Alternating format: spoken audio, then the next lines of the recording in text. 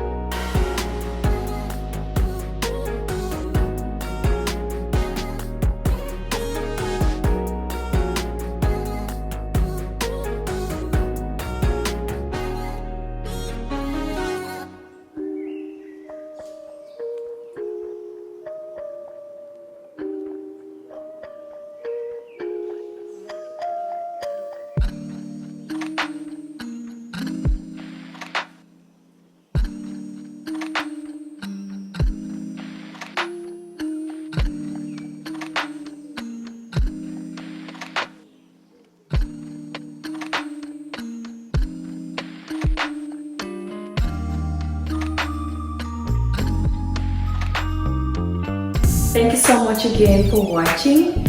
I hope you learned a thing or two today from how you can actually reuse your wine bottles. Below if you will be trying any of these centerpieces. Remember to subscribe and turn on the notification bell if you haven't done so yet.